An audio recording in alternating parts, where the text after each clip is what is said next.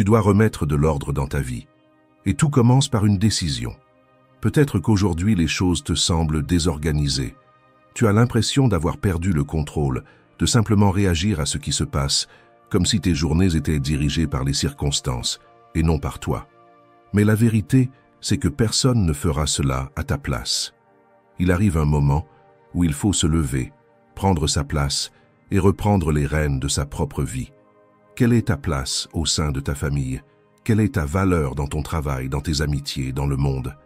Ces réponses ne tombent pas du ciel.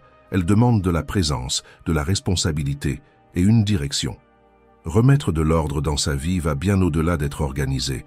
C'est avant tout un acte de courage.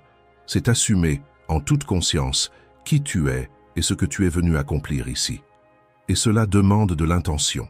Cela demande de la concentration, de la discipline et l'utilisation des bons moyens pour construire peu à peu une vie pleine de sens. Dans cette vidéo, je vais te montrer 8 stratégies stoïciennes qui peuvent t'aider à remettre de l'ordre dans ta vie et à vivre avec plus de sens. Chacune de ces stratégies fonctionne de manière indépendante, mais lorsque tu comprends la valeur de chacune et que tu les appliques ensemble, l'impact est réel et profond. C'est pourquoi, ne considère pas cette vidéo comme un simple contenu de plus. Implique-toi vraiment. Fais-en un engagement envers toi-même. Et si tu veux faire le premier pas maintenant, écris dans les commentaires « Aujourd'hui, je remets de l'ordre dans ma vie comme un stoïcien ». Cette phrase est plus qu'un commentaire. C'est un signe clair que tu es prêt à reprendre le contrôle et à vivre la vie que tu mérites réellement. Maintenant, commençons. Première stratégie.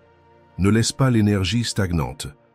Pense à la sensation d'ouvrir une armoire complètement pleine, remplie de vêtements que tu ne portes même plus. Rien qu'en regardant, on a déjà cette impression de désordre, de confusion, comme si même ton esprit devenait brouillé face à cela. Maintenant, imagine le contraire.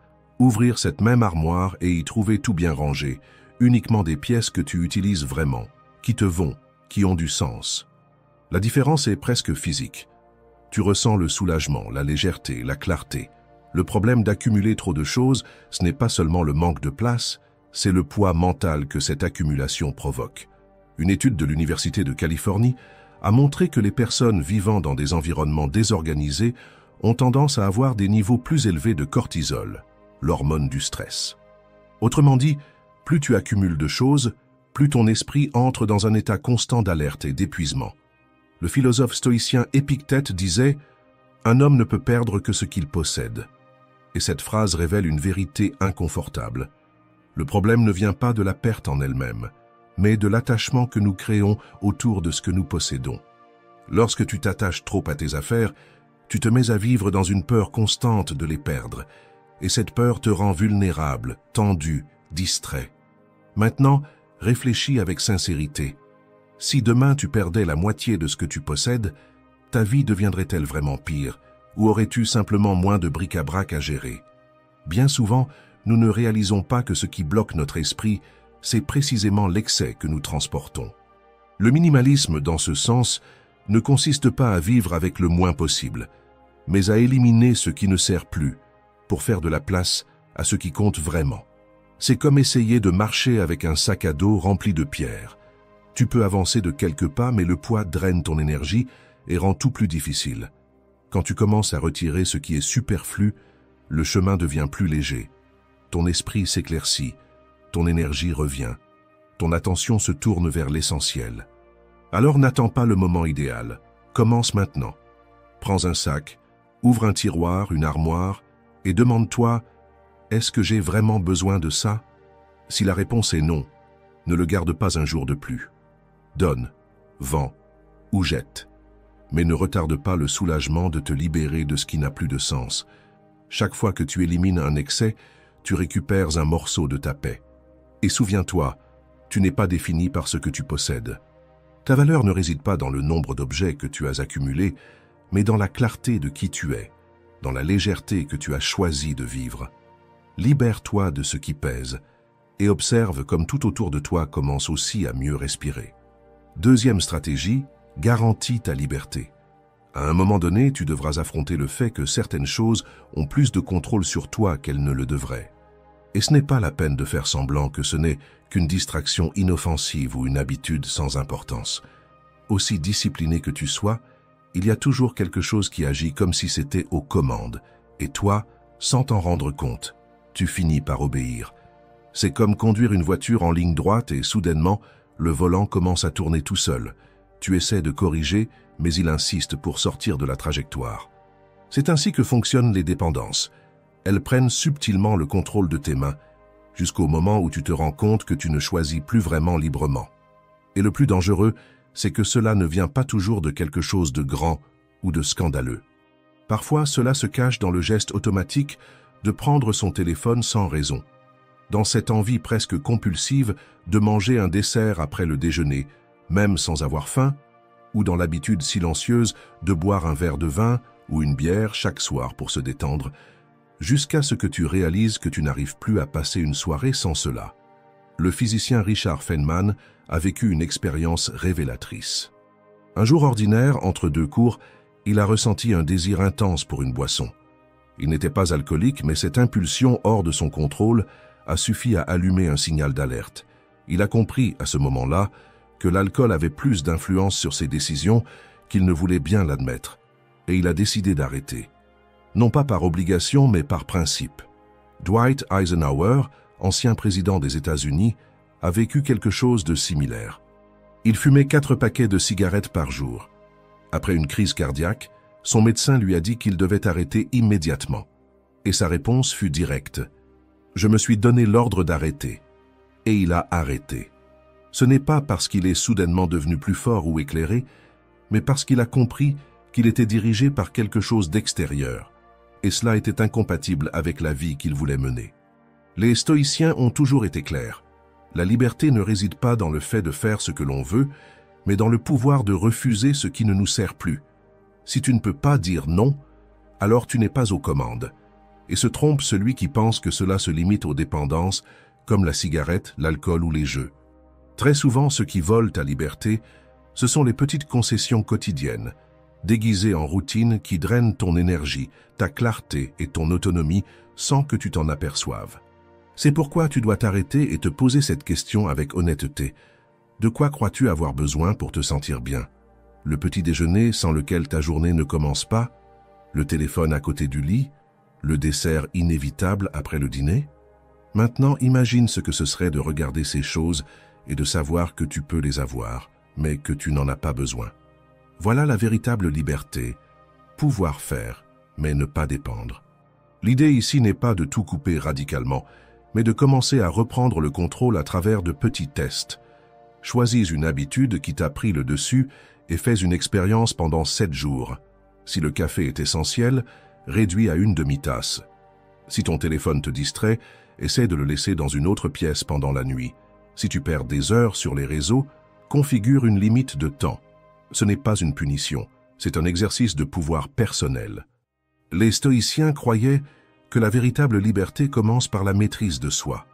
Et comme l'a dit Épictète, aucun homme n'est libre s'il ne se maîtrise pas lui-même. La question qui reste est simple. Veux-tu être libre ou continuer à être conduit par tes propres impulsions?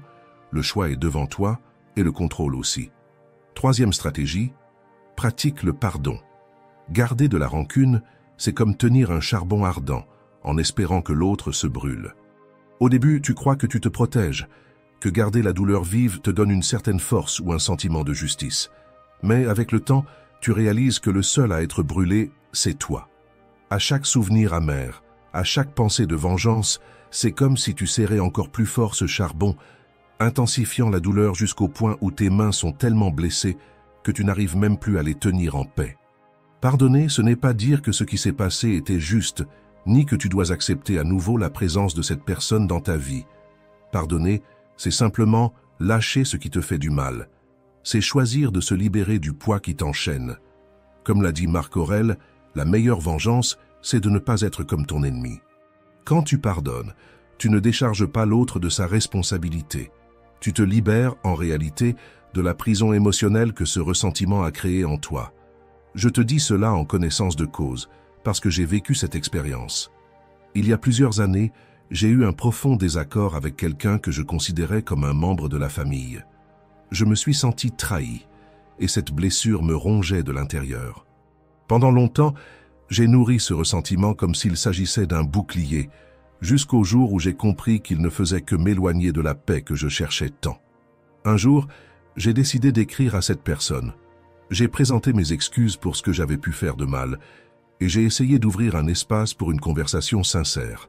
La réponse a été froide, défensive, totalement éloignée de la réconciliation que, au fond, je désirais. Mais quelque chose en moi a changé. Je me suis senti en paix. Pour la première fois, ce poids a disparu de mes épaules. Pas parce que l'autre a réagi comme je l'espérais, mais parce que j'avais fait ma part. J'ai pris la responsabilité de ce qui m'incombait. J'ai accepté que je ne peux pas contrôler les réactions des autres. Je peux seulement choisir comment moi je vais agir. Et cela, en soi, a déjà été libérateur. Garder de la rancune, c'est comme boire du poison et espérer que l'autre souffre. Tu as l'impression de te protéger. Mais en réalité, tu te blesses un peu plus chaque jour. Le pardon brise cette chaîne invisible qui te relie au passé et ouvre un chemin vers une vie plus légère, plus intègre, plus tienne. S'il y a quelqu'un que tu dois pardonner ou à qui tu dois demander pardon, n'attends plus. Fais-le avec sincérité, avec clarté et avec humilité. Si c'est bien accueilli, tant mieux. Sinon, tu auras au moins la tranquillité de savoir que tu as fait ce que tu pouvais. Tu ne contrôles pas la réponse de l'autre, mais tu contrôles ta propre décision de chercher la paix. Choisis de guérir, plutôt que de te blesser davantage. Le passé ne peut pas être refait, mais l'avenir est entre tes mains. Et avant de continuer, si ce contenu fait écho en toi et t'aide à voir la vie avec plus de clarté, laisse un like, abonne-toi à la chaîne et active les notifications, car nous avons encore beaucoup à construire ensemble. 4e stratégie. Prends soin de ce qui entre dans ton esprit. Ce que tu permets d'entrer dans ta vie détermine la qualité de tes journées. Si tu te nourris d'informations toxiques, de conversations lourdes et de stimulations négatives, tu ne peux pas espérer que ton esprit produise de la clarté, de l'équilibre ou du bien-être.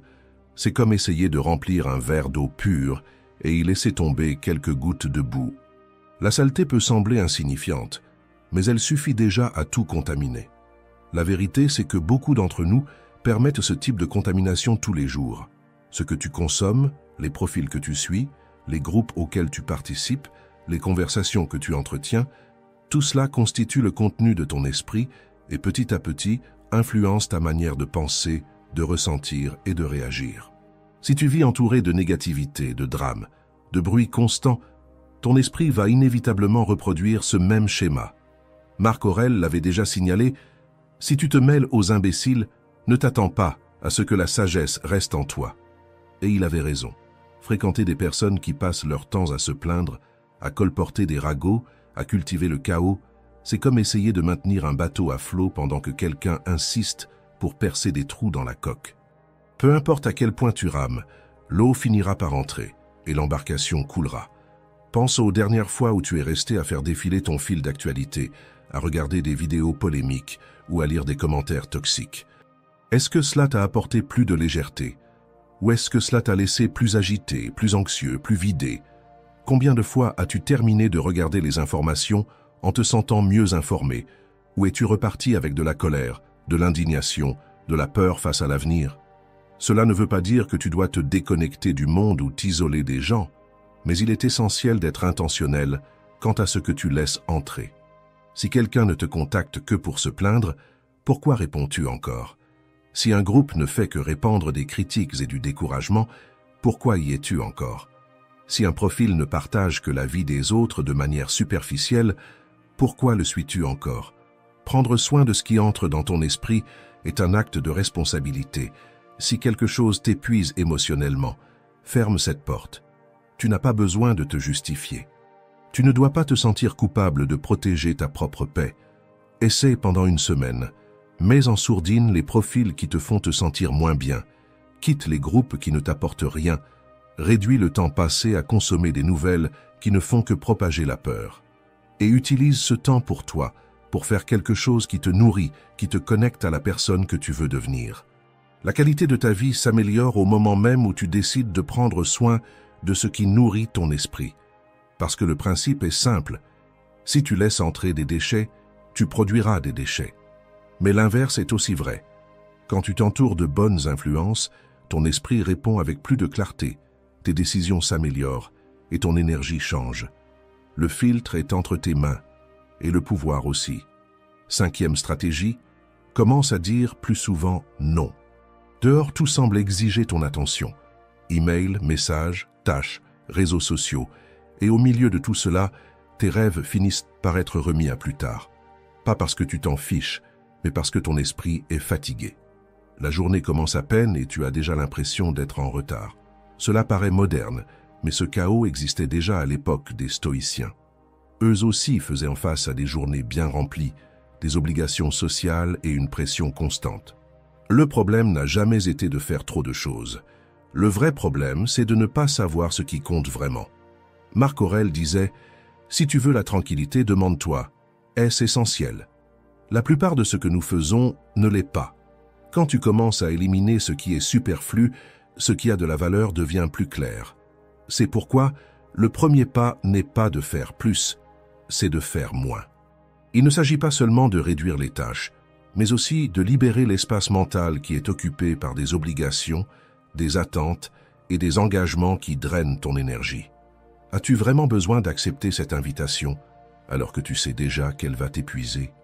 As-tu besoin de participer à une réunion qui pourrait être résolue par un simple email? Dire non, c'est un acte d'attention envers toi-même. Quand tu dis oui à tout, tu dis non à toi, à ton bien-être, à ton temps, à tes projets. Et quand tu commences à refuser ce qui n'est pas essentiel, tu crées de l'espace pour ce qui compte vraiment. Ta santé mentale, ta famille, tes projets qui ne voient jamais le jour par manque de temps. Sénèque rappelait que vivre en courant ne veut pas dire être productif. Parfois, c'est juste un esprit agité qui essaie de se sentir utile. C'est comme courir sur un tapis roulant. Tu te fatigues, mais tu restes au même endroit. Pense à quelqu'un qui veut mieux gérer ses finances. Il travaille beaucoup, économise quand il peut, mais se laisse aller à des achats impulsifs, des promotions, des fêtes de fin d'année. Et en janvier, toutes les factures tombent en même temps.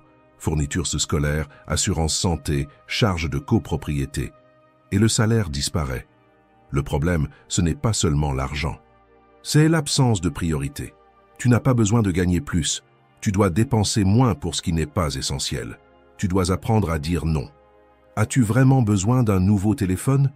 Est-ce nécessaire de commander à manger 3 fois par semaine? Est-ce vraiment le bon moment pour changer de voiture?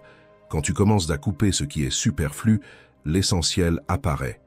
Une dépense évitée peut devenir le début d'un fonds d'urgence.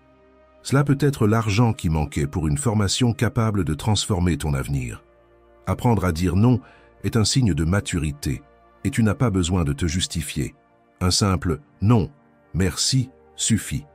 Plus tu pratiques cette limite consciente, plus tu réalises que tu reprends le contrôle de ta vie. Tu penses mieux, tu vis mieux. Le temps qui te semblait si court commence à porter ses fruits. Tes priorités deviennent claires et ta paix revient. Tu n'as qu'une seule vie. Ne gaspille pas ton énergie pour ce qui ne t'apporte rien. Commence à dire non à ce qui t'épuise et oui à ce qui te fait du bien. Parfois, ce dont tu as besoin, ce n'est pas de faire plus, c'est, enfin, de faire moins. 6e stratégie. Nettoie la poussière mentale. As-tu déjà remarqué comme la journée te rend plus lourd, même quand tu commences bien? Le matin, le corps est léger, l'esprit tranquille. On dirait que tout est en ordre. Mais le soir, c'est comme si tu portais le poids de 1000 petites choses accumulées en chemin. La pression du travail, une conversation difficile, un imprévu, ce commentaire agaçant qui est apparu sur les réseaux sociaux. Tout cela s'accumule en toi, comme une fine couche de poussière émotionnelle qui, peu à peu, se transforme en épuisement. La vie fonctionne ainsi. Tu te réveilles propre, mais tu termines la journée sale. Pas à l'extérieur, mais à l'intérieur. Sale d'émotions non traitées, de pensées répétitives, de tensions accumulées. Et de la même manière que le sol de ta maison doit être balayé tous les jours, ton esprit a lui aussi besoin d'un soin constant pour ne pas devenir un dépôt de tout ce que le monde déverse sur toi. Les stoïciens comprenaient profondément ce besoin. Marc Aurèle disait qu'il était essentiel de laver la poussière de la vie terrestre. Et il ne parlait pas d'une douche en fin de journée, mais d'un processus intérieur, d'une pratique mentale permettant de retrouver son axe, de récupérer la clarté et de restaurer le calme. Il s'agissait de nettoyer l'esprit, non le corps. Pense à toutes les fois où tu es revenu d'une promenade en te sentant plus léger, ou à ce moment où rester 1 heure loin de ton téléphone t'a rendu une paix que tu ne savais même pas avoir perdue. Ces instants simples sont des façons de nettoyer la poussière. Ce sont de petites pratiques qui ralentissent le rythme, te ramènent au présent et allègent le poids que la journée a tenté de poser sur toi. Les stoïciens utilisaient différents chemins pour cela. Socrate aimait jouer de la musique, plaisanter, rire. Il comprenait que la légèreté est aussi une forme de sagesse. Sénèque valorisait les moments de loisir, les bonnes conversations, un repas tranquille comme moyen de restaurer l'équilibre émotionnel et de rééquilibrer l'âme. Aujourd'hui, cela peut se traduire de nombreuses manières. Une séance intense à la salle de sport, une prière avant de dormir, une longue douche, le silence du matin avec un café chaud à la main ou simplement une conversation honnête avec quelqu'un de confiance. Ce qui compte, ce n'est pas la forme, c'est l'intention de nettoyer, de réinitialiser, de revenir au centre. L'erreur est de croire que cela n'arrive que lors d'occasions spéciales.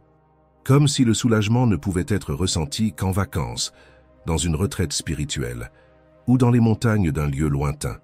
La vérité, c'est que ce nettoyage doit avoir lieu chaque jour, dans l'environnement où tu vis, avec les ressources que tu as déjà. Car le monde ne cessera jamais de te couvrir de poussière, mais tu peux choisir de ne pas la laisser s'accumuler. C'est pourquoi, identifie ce qui t'aide à te sentir propre. Découvre quel est ton rituel de décharge émotionnelle. Cela peut être le silence, le mouvement, la prière, la lecture ou un moment d'introspection. L'important, c'est que tu crées un système léger, possible et qui fonctionne pour toi, quelque chose qui, même dans les jours difficiles, t'aide à ne pas emporter toute la journée dans ta tête. Tu n'as pas de contrôle sur tout ce qui se passe dehors, mais tu as un pouvoir total sur la manière dont tu réagis à l'intérieur. Et lorsque ce nettoyage devient une habitude, tu protèges ton esprit de la surcharge. Parce qu'au bout du compte, même l'esprit le plus fort finit par céder lorsqu'il est négligé trop longtemps. 7e stratégie. La beauté se trouve dans les choses simples.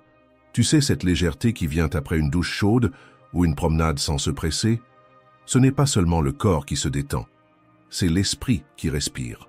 Quand tu ralentis et que tu te connectes à quelque chose de simple, comme le son du vent ou l'odeur de la pluie, tout en toi commence à se réorganiser. Mais dans la course du quotidien, on s'habitue à vivre en pilote automatique. On se réveille, on attrape son téléphone, on travaille, on affronte les embouteillages et on rentre à la maison déjà fatigué, sans avoir eu un vrai moment de pause. Avec le temps, cet étouffement devient la nouvelle norme. Et cette impression qu'il manque quelque chose s'installe, parce qu'il manque vraiment quelque chose. Quand l'esprit est surchargé par les notifications, les pressions et les bruits, il n'arrive plus à voir clair. Penser avec lucidité dans cet état, c'est comme essayer de respirer dans une pièce sans air. Mais tout change quand tu brises ce cycle. Une simple promenade, sentir le soleil sur la peau ou entendre les feuilles bouger, peut te vider la tête plus efficacement que n'importe quelle distraction numérique. Je me souviens d'un jour où je suis sorti marcher, sans me presser, sans but précis. Peu à peu, j'ai commencé à remarquer des détails que j'ignorais toujours. Le chant des oiseaux, l'odeur de la terre mouillée, le vent sur mon visage. Je suis revenu différent, plus léger, plus calme, plus présent. Comme si mon esprit était revenu à sa juste place. La nature a ce pouvoir. Elle n'exige rien, elle invite simplement. Il ne s'agit pas de fuir la ville, mais de se reconnecter à l'essentiel. Les stoïciens valorisaient le fait de vivre en harmonie avec la nature, parce qu'elle remet tout en perspective. Ce qui paraissait énorme devient soudainement plus petit. Si ton esprit est trop encombré, commence par le simple. Laisse ton téléphone à la maison et va marcher. Regarde le ciel, sens le vent. Écoute les sons autour de toi. Tu n'as pas besoin d'être dans une forêt ou sur une plage pour te sentir bien. Tu as juste besoin d'être présent à ce qui est déjà là. La beauté est dans les petites choses, l'odeur du café, la pluie qui tombe, le bruit de tes pas. Quand tu t'autorises à remarquer cela, tout ralentit. Et dans cette pause vient la clarté. Comme l'a dit Sénèque, la vie est assez longue si on sait l'utiliser. Eh bien, vivre commence justement dans ces instants simples de présence. Accorde-toi ce temps. Sors, respire, ressens. tu reviendras différent, avec l'esprit plus léger et le cœur plus en paix. 8e stratégie, utilise mieux ton temps. Si tu as l'impression que les jours passent à toute vitesse et que malgré cela, tu n'avances pas, peut-être que le problème n'est pas le manque de temps, mais plutôt la manière dont tu utilises le temps que tu as déjà. Au lieu de courir davantage, c'est peut-être le moment de t'arrêter et de te poser la question. Où passe mon temps? Cette question, aussi simple qu'elle puisse paraître, peut t'ouvrir les yeux. Combien de temps dans ta journée est consacré à des tâches qui auraient pu être évitées avec un peu plus d'organisation? Combien de temps est perdu sur les réseaux sociaux, les vidéos courtes, les distractions inutiles? Pense au temps comme à un budget.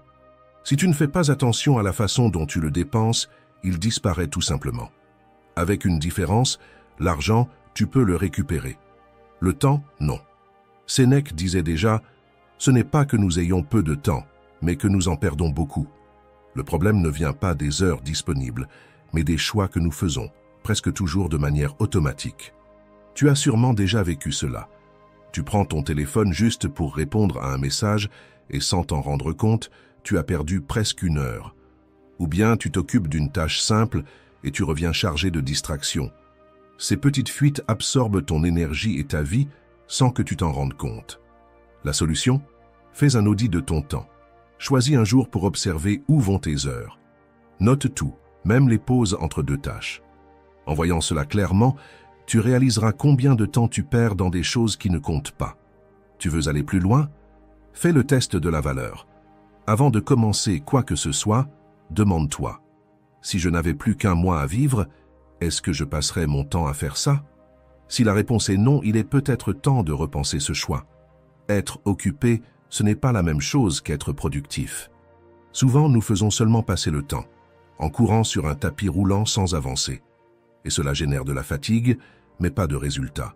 Si tu veux reprendre le contrôle, commence doucement.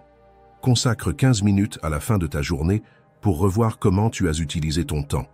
Ensuite, élimine ou réduis ce qui ne t'emmène nulle part. Crée des blocs de temps pour ce qui compte vraiment. Étudier, s'occuper de la maison, faire du sport. Avec un emploi du temps bien défini, il est plus facile d'éviter les dérives.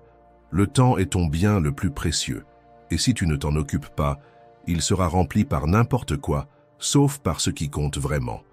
Nous avons tous les mêmes 24 heures. La différence réside dans la manière dont chacun choisit de les utiliser. C'est pourquoi il vaut la peine de se rappeler encore une fois ce que disait Sénèque. Ce que nous devons faire, c'est ne pas vivre comme si nous attendions que la vie commence. 9e stratégie, mette-toi au défi d'agir. Peut-être que tu as commencé l'année avec des projets, des objectifs et de l'enthousiasme. Mais la routine a pesé, les problèmes sont apparus, et sans t'en rendre compte, tout est parti dans tous les sens. Cela ne signifie pas que l'année est perdue. Au contraire, il reste encore du temps. Comme l'enseignent les stoïciens, ce qui compte, ce n'est pas ce qui est passé, mais ce que tu fais à partir de maintenant. Marc Aurèle disait, « Tu as du pouvoir sur ton esprit, pas sur les événements extérieurs. » Et comprendre cela change tout. Ce qui est déjà arrivé est arrivé. Ce qui compte, c'est ce que tu décides de faire avec ce qu'il te reste. Tu n'as pas besoin d'un plan parfait, tu as juste besoin de commencer, un pas à la fois. Réorganiser sa vie ne demande pas de grands changements d'un coup, mais de petits gestes constants, chaque jour. Chaque choix simple, se lever même fatigué, garder sa concentration, agir avec gentillesse, renforce qui tu es. Et c'est ainsi que le vrai changement se produit, dans les petites décisions prises avec fermeté. Les stoïciens n'attendaient pas le bon moment. Ils savaient que le bon moment, c'est maintenant. Si tu attends la motivation ou les conditions idéales, tu resteras immobile. C'est à toi de donner l'élan. Se relever après une chute ou sortir de l'inertie demande de la force, mais plus encore, cela demande une décision. Personne ne peut le faire à ta place. Il faut du courage pour faire face à l'inconfort, à la douleur de recommencer. Mais c'est justement là que réside ta force. Rester au même endroit semble plus facile. Mais grandir exige du mouvement. Cela exige que tu quittes ce que tu connais, que tu affrontes la résistance et que tu avances, même sans savoir exactement où cela te mènera. Pense à une huître. Elle ne crée une perle que lorsqu'elle est blessée. La douleur transforme le grain de sable en quelque chose de précieux, Pour toi, c'est pareil. Les jours difficiles forgent ta force. Le courage, ce n'est pas l'absence de peur, c'est agir malgré la peur, continuer, même quand tout en toi veut s'arrêter. C'est dans ce moment-là que le stoïcisme prend tout son sens. Quand tu comprends que l'action ne vient pas de la facilité, mais de la nécessité. C'est cela, l'invitation. Te défier d'agir, parce que la perle ne naît qu'après la douleur. Et c'est peut-être maintenant le moment de commencer à construire la vie qui t'appartient. J'espère sincèrement que ce message t'a aidé d'une manière ou d'une autre. Et félicitations d'être arrivé jusqu'ici, cela montre que tu es vraiment engagé à grandir. Si ce contenu a résonné en toi, écris dans les commentaires « Courage stoïque ». Comme ça, je saurai que tu es resté jusqu'à la fin. Et si tu n'es pas encore abonné, profitant pour le faire maintenant. Le stoïcisme peut transformer ta manière de voir la vie. On se retrouve dans la prochaine vidéo.